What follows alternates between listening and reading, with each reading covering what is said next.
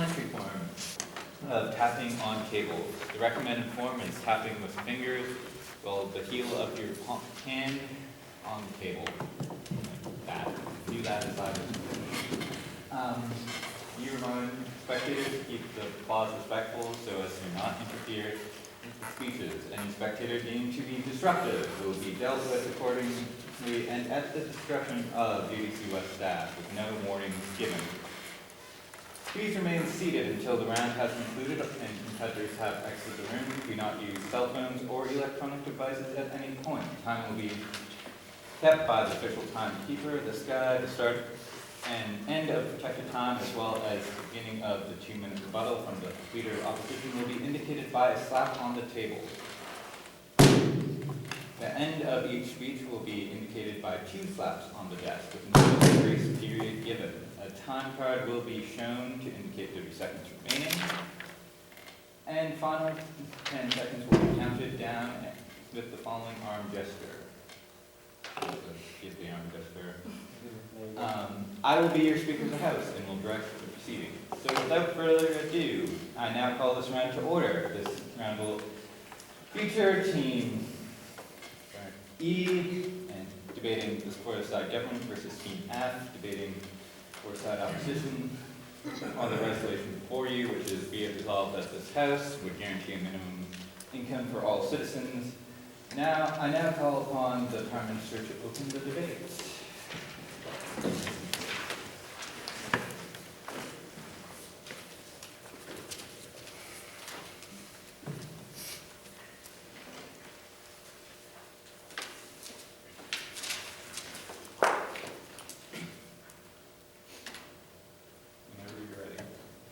Good afternoon, Mr. Speaker.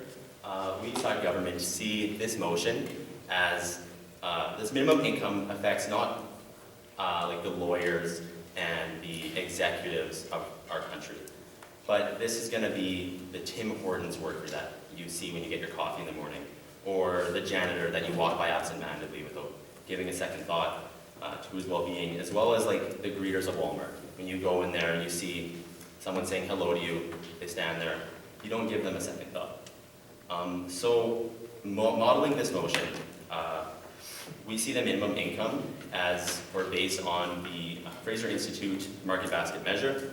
So what this does, it encompasses the amount of income a family earns, and also encompasses the number of dependents, so other individuals can take advantage of the system. So essentially it's being based on the amount needed for individuals to meet their basic necessities. And this number will be adjusted annually, again, just to make sure it's keeping up with other economic factors going on at the time. And also if this minimum, or if the income someone is making is below the threshold or 25% above, it's going to be gradually scaled. So individuals aren't just completely cut off once they hit a certain income. So that's the minimum income, and moving on quickly to citizens.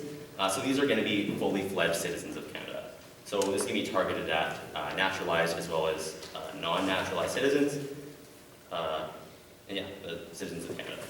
So first off, I want to quickly go into the points of content side government is going to propose. But first, I will take my first POI. Mr. Speaker, can side government please define what they call a natural citizen?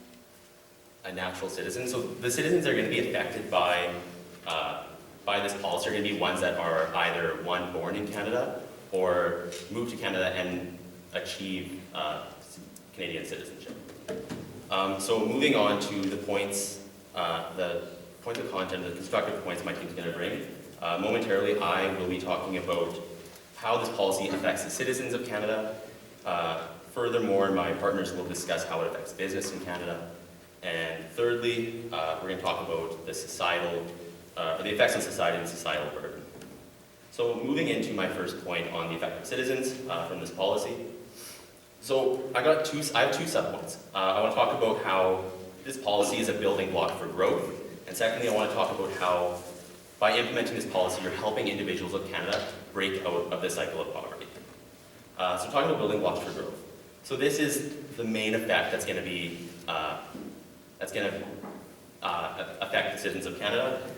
So this essentially encourages equal opportunity So by having this minimum income instituted, you give people the ability to maybe receive this income and pursue their dreams and maybe start their stuff that they wanted to start ever since they came up with the idea. And by encouraging or by implementing this policy, you're giving people the means to have that equal opportunity, and you give them not only a way to just meet their needs, but to grow. And that's what I mean by building blocks to grow. They're able to grow and they're able to thrive, and you get this connection between the individual and the government through this policy. Moving on to my second subpoint, the cycle of poverty. So by having this minimum income in effect, you give citizens the means to higher education. So what I mean by that is, let's say you have a disabled worker or a minority or an Aboriginal group or an individual who often they live in economically disadvantaged areas, and this minimum income is instituted. What this enables is it allows them to make enough to pay for education, maybe to work part-time instead of working full-time, and it helps them achieve that higher standard of living. Moving on to a further point, it leads to this idea that the basic needs of individuals, when they're working these part-time jobs and they aren't able to make ends meet, this is coming before the ability to have a dignified job. So this mother or this economically disadvantaged individual is,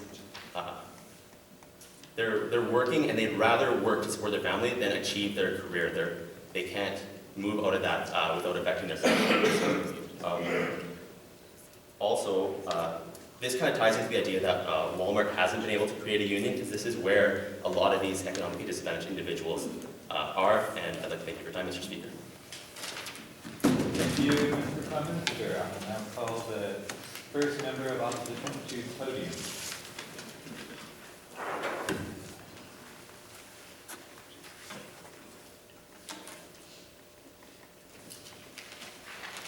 Thank you very much, Honourable Prime Minister, for bringing this bill to the table, because it does encompass a theme that we really need to focus on. In our country today, we need to be able to protect our citizens through a dynamic, global, economically changing environment. However, side opposition feels that this bill does not give us the means to do so. And while we agree with side government that we need to be here to help the people, we don't believe that this is the best way to do so.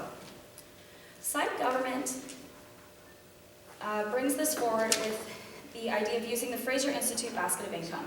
However, this is very vague from an implementation standpoint, Mr. Speaker. Side government talked about basing it on an individual basis on what they need as necessities to live. How will they decide how much this is? Will there be jobs created for people to go out and do numerous surveys and do studies on who needs how much money? Is side government proposing to implement this on an industry-based means where workers in certain industries who need to be paid more can do so? Or are they doing it based on geographic locations, Mr. Speaker?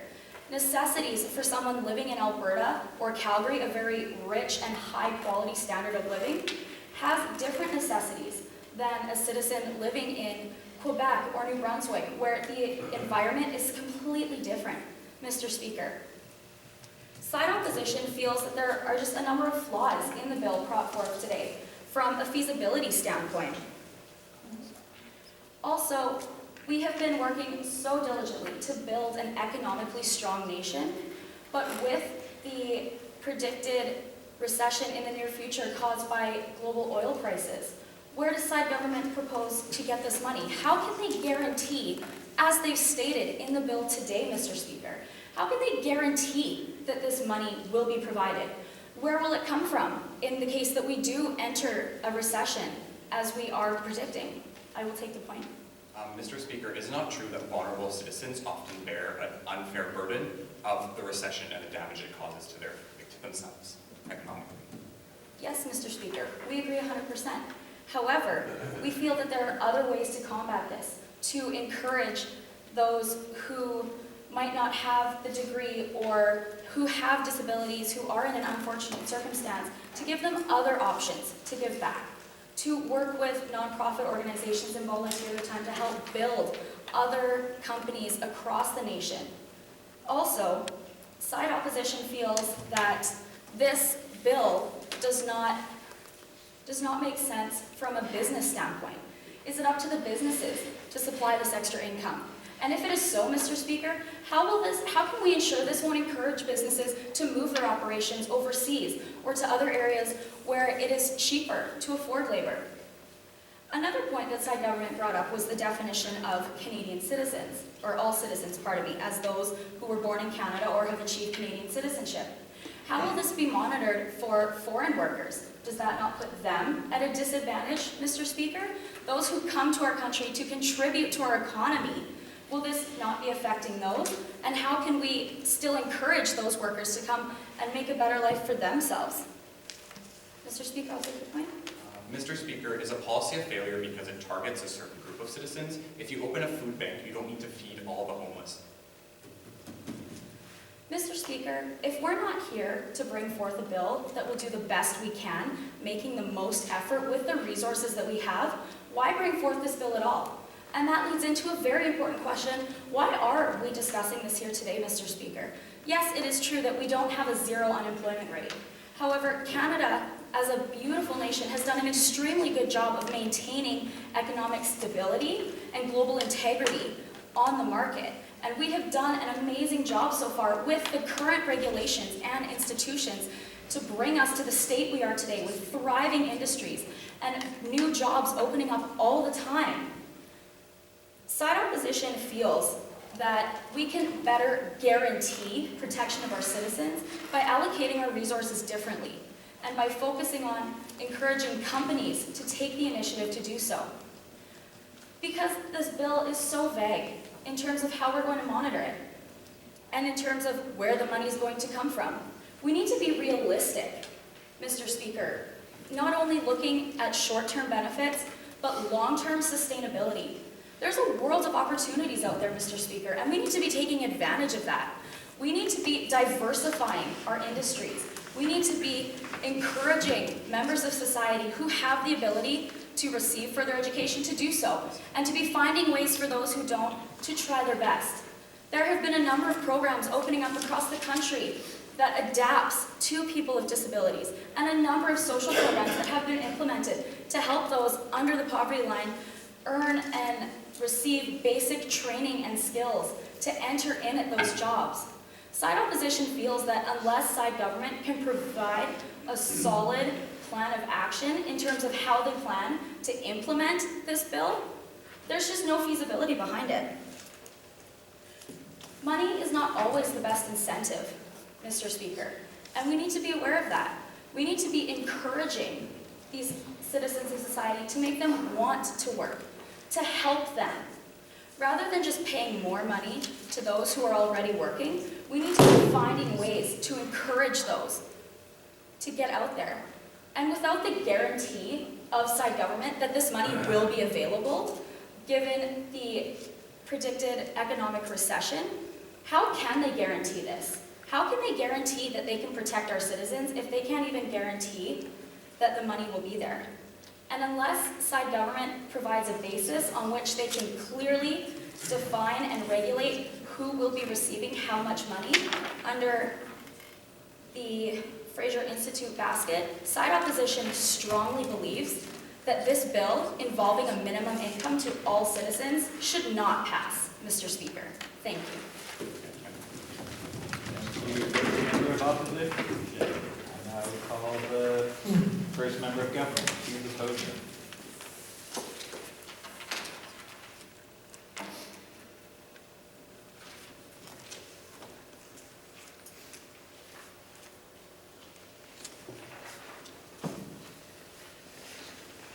Whenever you're ready.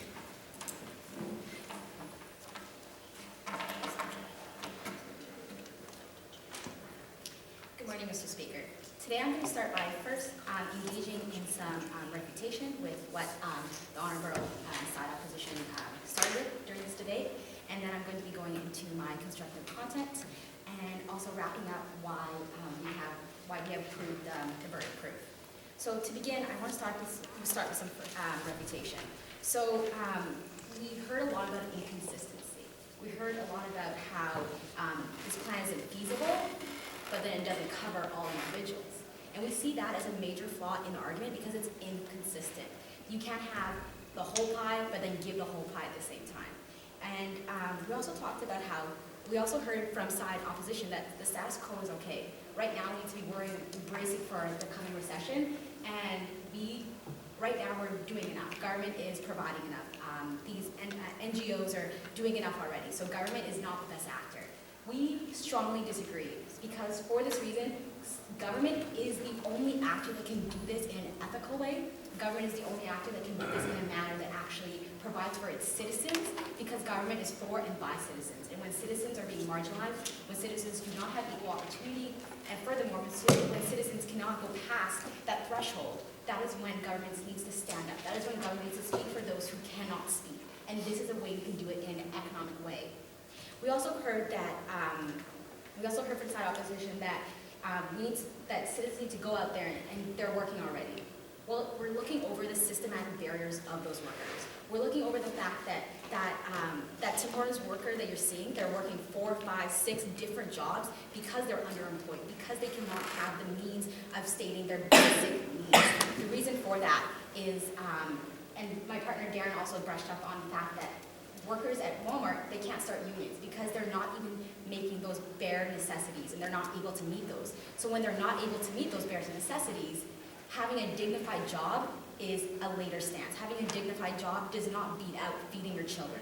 Having a dignified job is just not an option. And that is why with this bill, we're able to provide those dignified jobs. And we're able to allow people to have that choice. Mr. Speaker, I will now take the POI. Mr. Speaker, is side government implying that for those citizens who have to work multiple jobs because they don't have the training or the education to work higher jobs, that we should be paying them more just because they're not qualified to work at other jobs?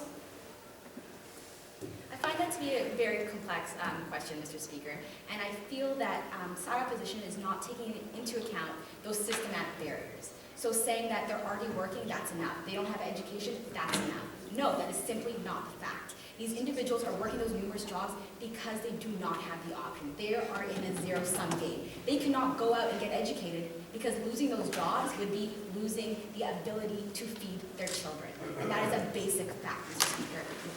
I will now take the second POI, Mr. Speaker. Mr. Speaker, how is the government going to determine how much is enough to feed their children? In Calgary is very different than a small town in another province. Mr. Speaker, I will engage that question by stating that the Fraser Institute is a policy that government already uses. It is an effective means of creating and understanding the value of money that each individual needs from Calgary to New Brunswick, from Victoria all the way to Manitoba. We already use the system, and this system has been proved to be effective. So this looks at dependence, this looks at the CBI index and the CPI index of that city. This is why we're using this program, because private industry already does it effectively. Why work against that, and why add extra cost? Why not use an economic means to get there? Now, Mr. Speaker, I'm going to go into my constructive content. My partner Darren talked about the benefits to the individual. I now want to talk about the benefits to the businesses in our economy. First of all, any business that keeps their employees just because their employees cannot move or cannot leave are not benefiting.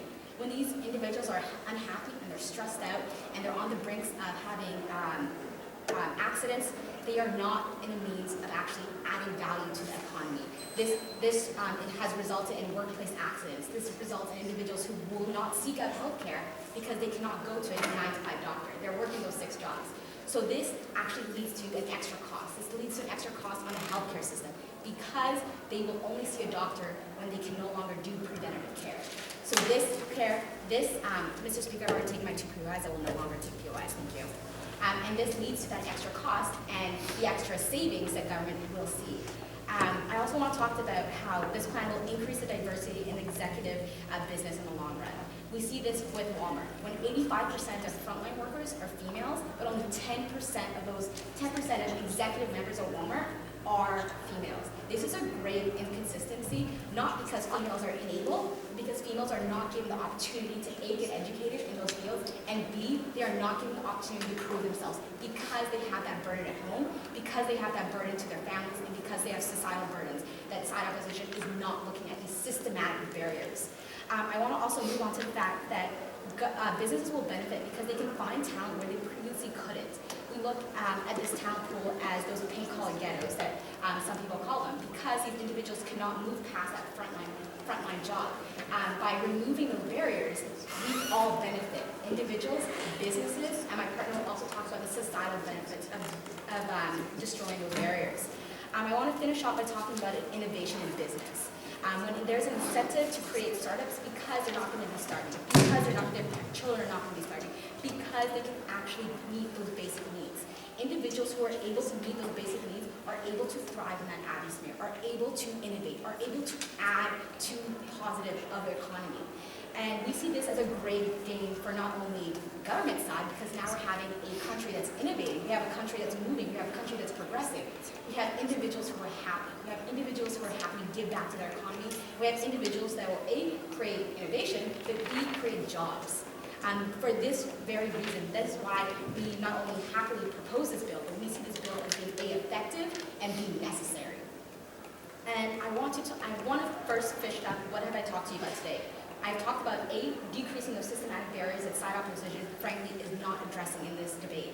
Secondly, I talked to you about how individuals, when they are happy, when they are able to meet their basic needs, they can actually thrive. And lastly, I talked about how we can do this.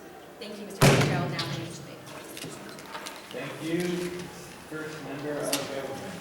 I will now call upon the second member of opposition.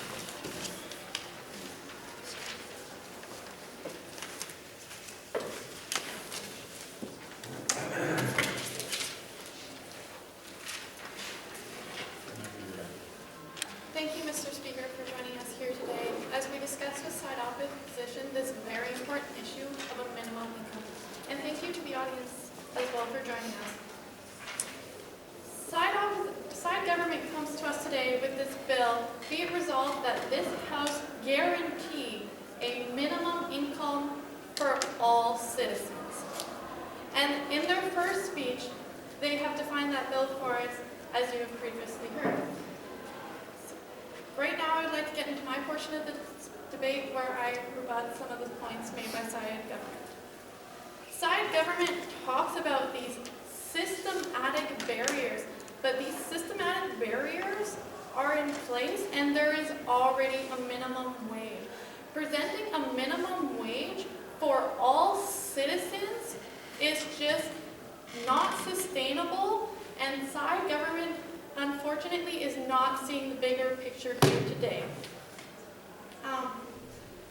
Side government talks about how it's going to decrease healthcare costs and how it's going to help the single mother who's working all these jobs. But they're also saying that we need to be paying teenagers working in high school this amount too.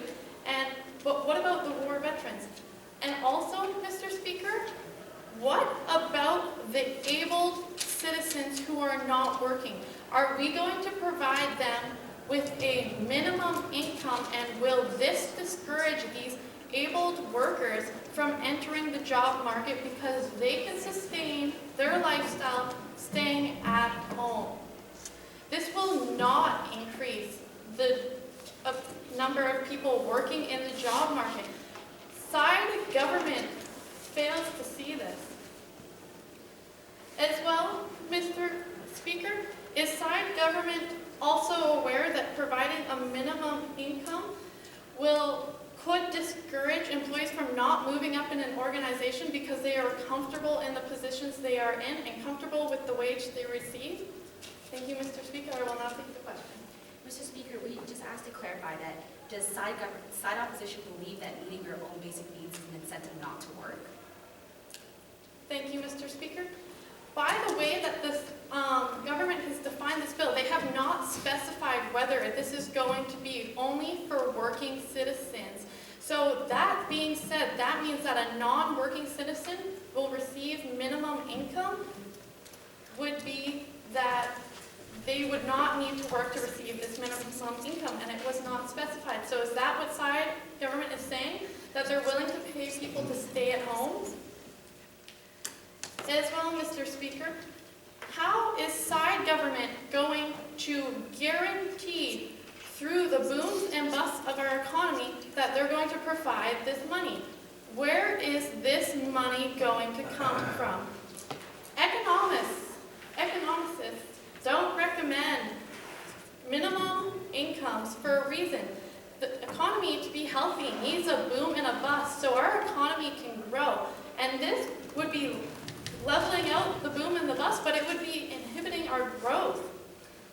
As well, Mr. Speaker, side opposition would like to know specifically where this money is coming from. We have old age pensions. We have care for mothers who are in their year term. We have child tax credits. We already have social programs in place, and there are organizations in place to protect those who are less fortunate than others.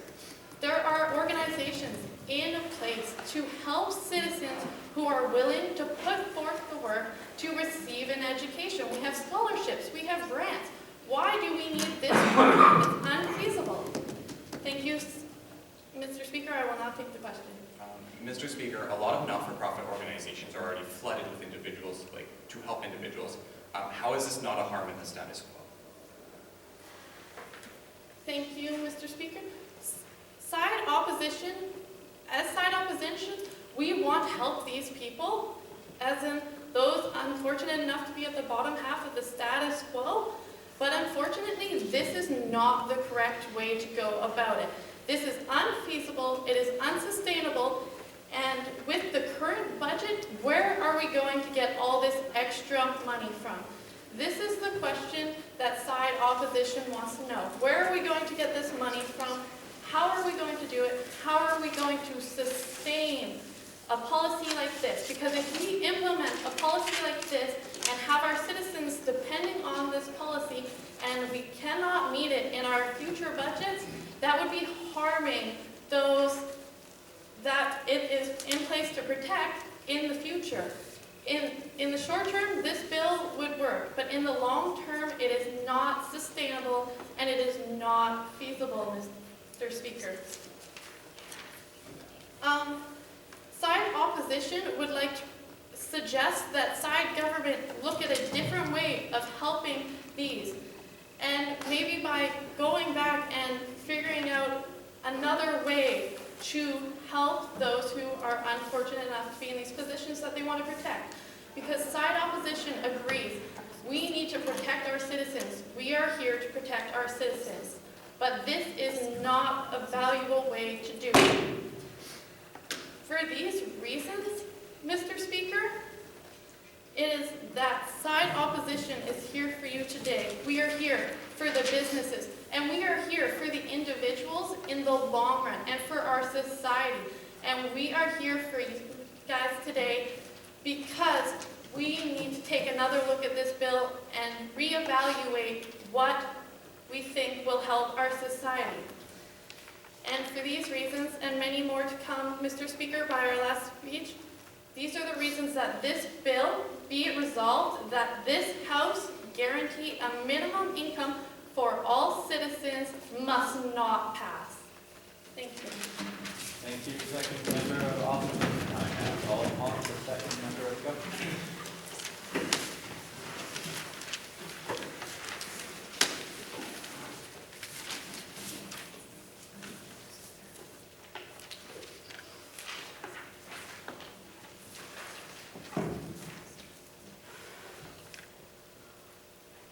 Mr. Speaker, side opposition talked a lot today about helping the disadvantaged, and they want equality.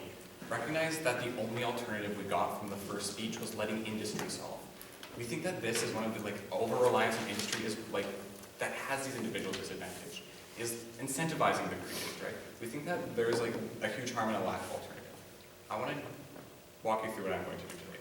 First, I'm going to answer the glaring question, which is the crux of their case, which is where does the money come from?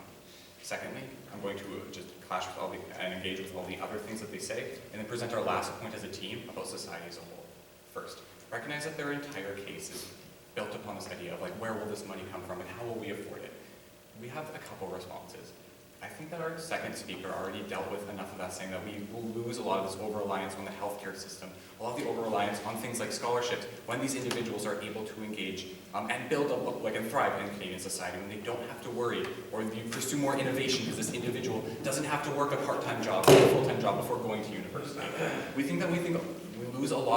get a lot of these savings when we engage in this. Furthermore, we purposely took a moral stance. We think if we can prove to you that these individuals need helping, and this will help both the vulnerable citizens and society, then we don't care as much where the money will come from. We will eat the loss if it means that these individuals can meet their basic needs. If they can thrive and live in Canadian society and not be vulnerable in their job, not have to work a job and be scared of quitting and having this burden of stress. We think right now, aside from possibly losing money and making the recession work, we think taking a moral stance for the citizens that need it the most is beneficial, and that's been the moral crux of our case. Let's talk about what else they told us, right? They talked about recessions, right? We think already, I POI'd this in the first speech, that poor individuals are already thrown under the bus in recessions. You don't cut high-level managers, right? And if so, it is one tokenistic measure. We think you cut a lot of the frontline employees, these individuals who already are working paycheck to paycheck or have very little savings, right? These are the vulnerable citizens that we want to protect. We think by giving them an alternative to meet their needs during recessions, even if it means it's a little tighter budget for the government, we think that in itself is worthwhile, right? We think that in itself is enough of encouraging our citizens to thrive. Because if not, you lose this human capital, right? You lose these individuals possibly thriving or engaging in better society and focusing on their mental health. Mr. Speaker, I will take my first PO. Mr. Speaker, can side government provide an actual reason on why implementing this bill will make any difference compared to the current minimum wage standards we already have? Mr. Speaker, we think side opposition missed the all citizens of this, right? We think non-workers deserve getting paid as much as workers. We think individuals who can't have a job if they're disabled citizens and are not meeting their basic standards on the credits that they get right now. We think individuals who are maybe between jobs and are struggling to make ends meet, we think they deserve that money too, right? We think minimum wage is targeted. We have a separate target on all these other individuals. Secondly, upon this, the Fraser Basket Market Institute, which also has been kind of passed up in this round, is based on geographic location, but it's to meet your basic needs and your necessities of living, right? We think it's a very conservative estimate of that, but we think right now that having individuals meet the bare minimum to make it day by day in Canadian society will lead to a greater buy-in and further engagement. Mr. Speaker, I will now take my second POI and final. Mr. Speaker, does side government imply that this target will also include citizens who choose not to work, to do drugs or other illegal activities? And if so, how can side government ensure that this won't discourage working citizens from not working simply because they'll get paid anyways? Mr. Speaker, maybe side opposition's endgame is to just meet their basic necessities and only eat milk, right? Or only be able to live in this bare minimum. We think a lot of people like to have relative wealth, right? We think a lot of people will work in order to gain things they like and meet their needs. We think that this takes one worry away from them if it's getting food on the table or meeting rent. And we think that by encouraging this policy, individuals are still incentivized to work because individuals also don't like living paycheck to paycheck because that's what exists right now.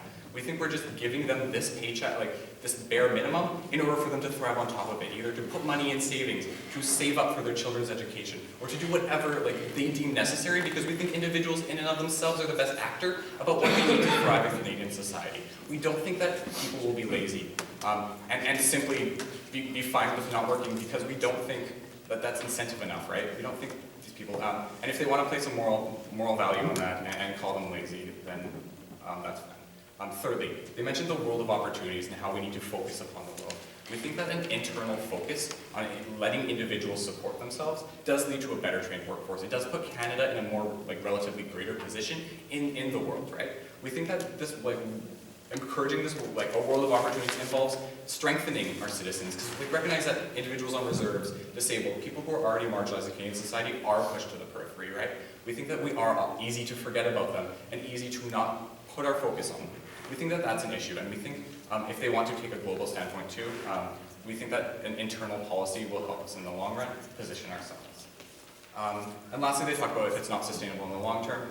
We believe that by training our citizens, by giving them this money in order for them to thrive, to put it where they may, if it's to give them more money, if it's to give them savings, pardon my misstep, if it's to let them lose this vulnerable position in their job and maybe advocate for their own rights, like we talked about possible collective bargaining with regards to already vulnerable individuals, right? If it's giving them a safety net that they did not have before, we think that that's a benefit, even if it's only sustainable in the short term, which we don't believe is true. We think this is still a benefit that we get from it. Lastly, I want to talk about society as a whole, which I talked about pretty implicitly through my entire speech. We talk about the ease on the healthcare system. We think a lot of the burdens that exist, high stress levels, people are less likely to go to the doctor if they're only making a paycheck to paycheck, and they wait until it balloons. We think we get rid of that. We think this ease on the healthcare system also makes us more money.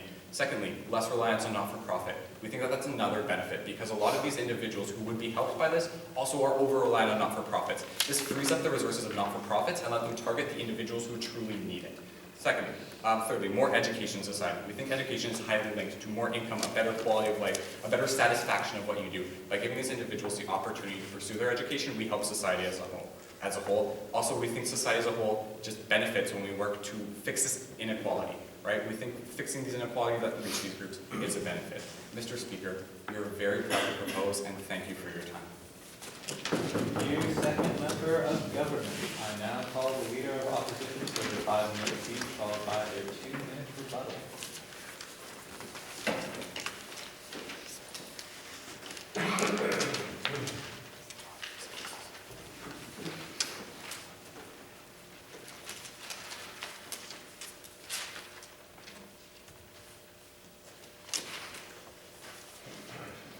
Thank you for joining us today in what has shaped up to be a rather dynamic debate on the topic of be resolved that this House provide a minimum income to all citizens.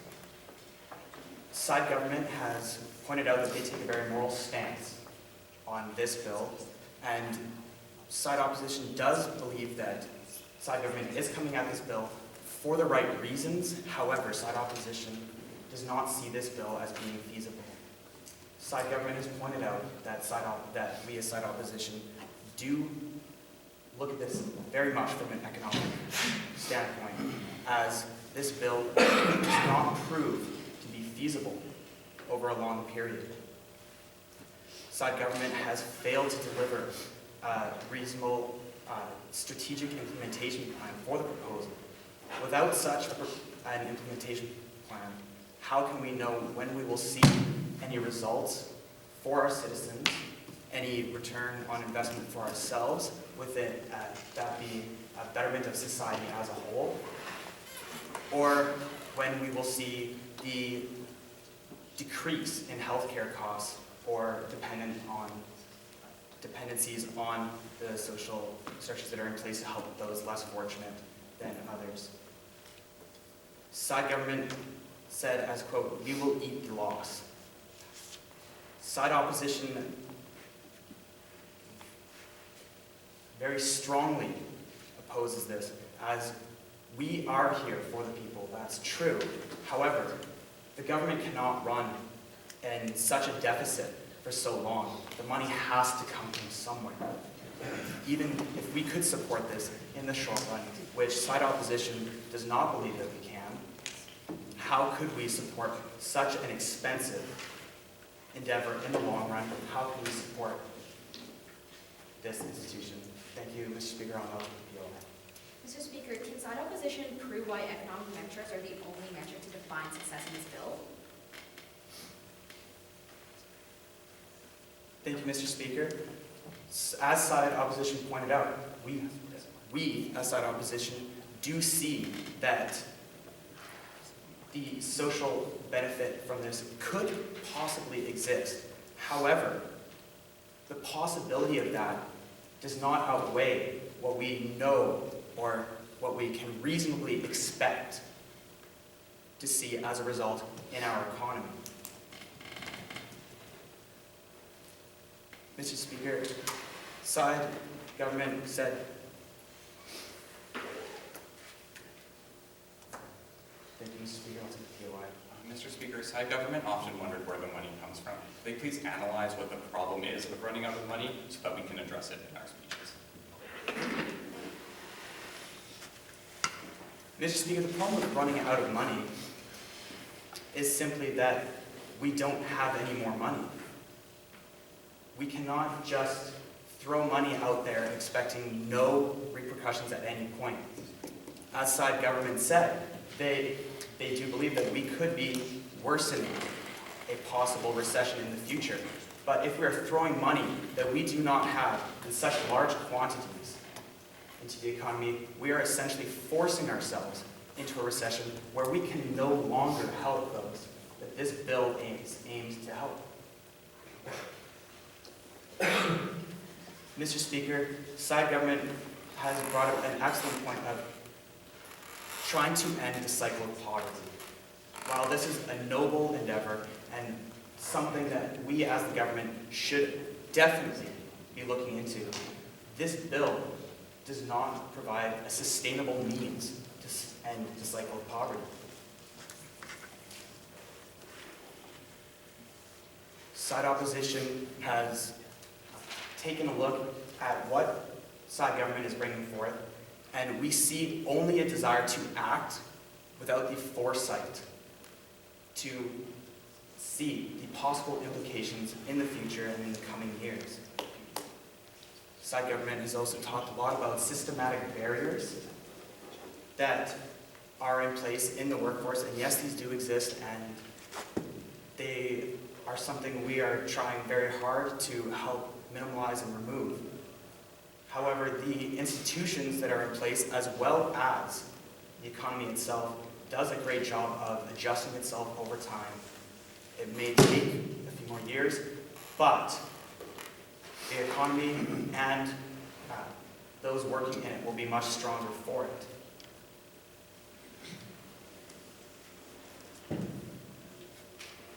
Thank you for your time, Mr. Speaker. Thank you. Leader of Opposition, I now call the Prime Minister for the 2 minutes rebuttal.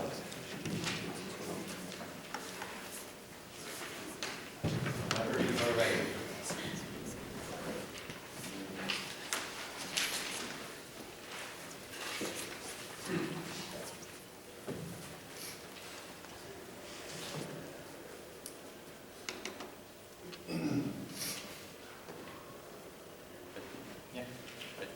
Good afternoon, Mr. Speaker.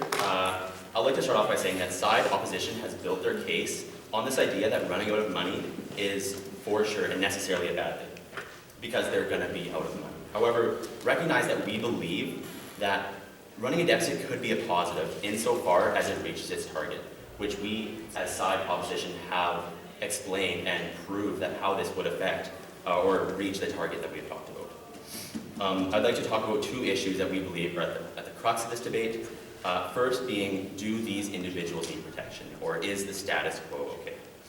And we have proved that they do, yes, they need protection. The status quo is not working in Canadian society today.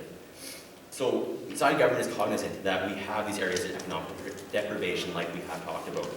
We have the minorities working these 3, 4, 5 part-time jobs that they can only get because they haven't reached this level of education that this policy can help them achieve. We also have, as my partner Sean mentioned, the handicapped who often are shy or have trouble speaking up for themselves and are at a disadvantage, and how this, we've proved how this policy helps them as well. Secondly, I would like to talk about how this policy affects individuals. So, by instituting this minimum income, we are essentially putting a safety net for these individuals in society, for these marginalized individuals who do, as I've mentioned, live on the periphery of society. And this is the target of this policy. By having this safety net, you give individuals not only the right to thrive, but you give them the ability to maybe go and get an education, or maybe, as I mentioned before, go for that startup and lead to very positive benefits on the individuals. I'd like to thank you for your time, Mr. Speaker. Thank you, Prime Minister. Thank you, side government, side opposition. For your arguments, I would now call this round to be closed. I remind the audience to please remain seated until all competitors have exited the room and refrain from speaking about the round until everyone is happy. I now invite the 2 sides to shake hands.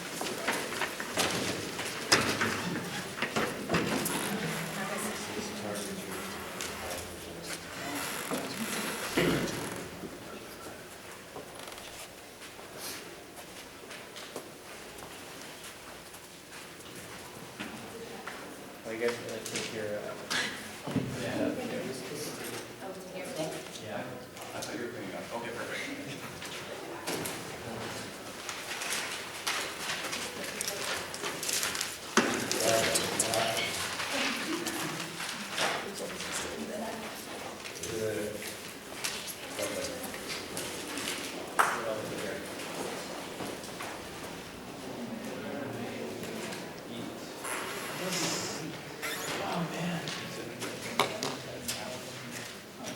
no, a lot of time. That was the third one, started with 11. The one never started so long. I'm sorry. I'm so glad to hear that. It's just, at least if we got my gender right this time. Yeah, sure Sure, does. so we'll give you till 5 minutes after to deliberate, full 10 minutes, at which point you're free to break for lunch. Please put any finished scorecards in all envelopes provided, and we will collect them as soon as we leave the room. Back in the lounge that you were first received.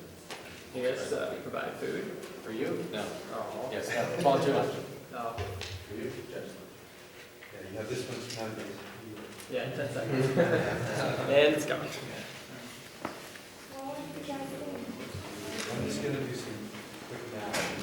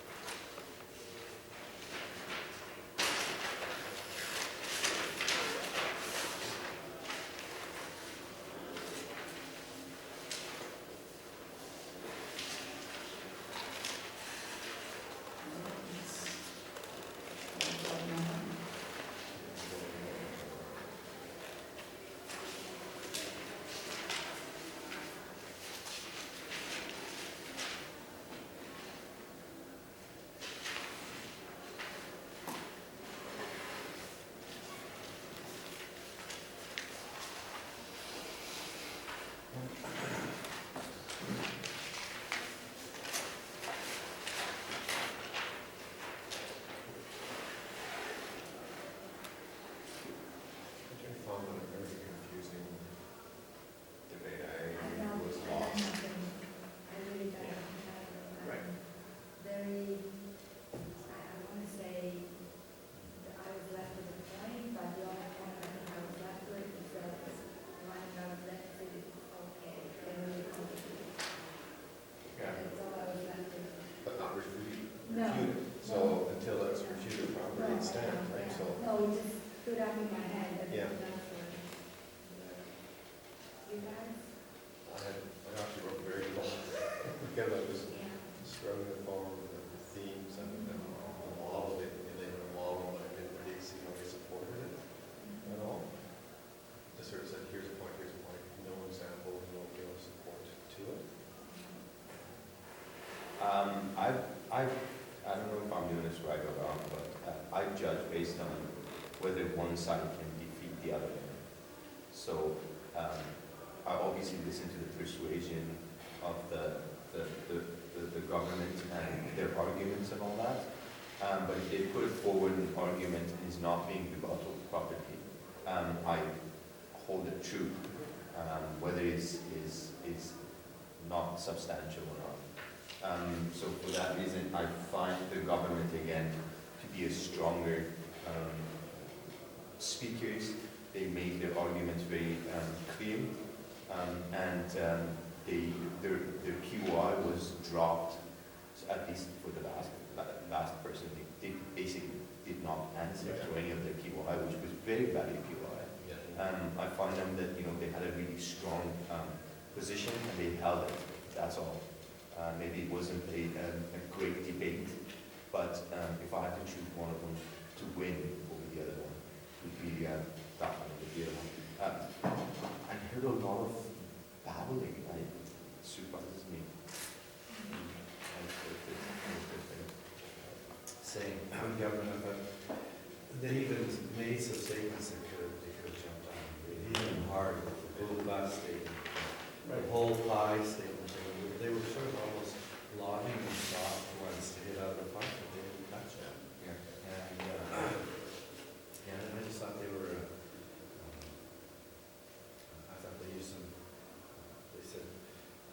brought some examples of Walmart and things like that that kind of would help draw a picture to who they were targeting. So yeah, I went with the campaign or the government. I found neither side persuasive, and the government was simply the smallest margin better They than got the other 6 side. points. And that's it. Yeah, which is good when I think they get thrown in with the others, you know. That's right. Yeah. Are we supposed to see So, it? so just for our sake, which teams for hire? Okay. And, Then all like the. 3 debates. Yeah, I think the.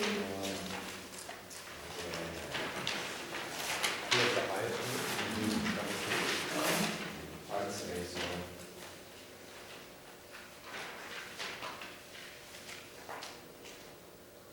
Oh, geez, mine are separated by 25. It's actually this, actually split up almost on a second. So did I, by 2 points. With the government. I went the other way, that's when I went the other way. The second one, Opposition. the first debate, No, the second debate. or the second debate? I I had, was the outlier. CD. I had team B Me too. as the highest. So let's go through the first. Okay, so let's go through the first. Of the mall. Yeah, I do this one. Yeah. I do this one. Yes, Yeah. B, yes, for the first one, B. Yep. Okay. Yes. We're supposed to take everything with us? No, leave it here and then take it out. Oh, yeah. Well, now you've heard all the, see, there's a little betting pool going on there. Right, you've got the inside part, you've got the inside edge now, don't you? And the rest of the stuff is good here. We have the power plug in your laptop. All right. Yes. Move on to our- Yeah.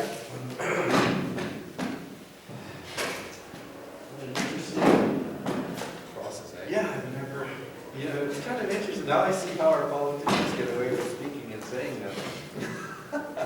How does this happen? I did make a note when somebody said that the marginalized people are pushed out to the periphery. I've learned something today. That was the least persuasive thing I heard. What do you mean by that? Oh, And then you say that's not lawful, we'll just go to deficit. What's that? I know,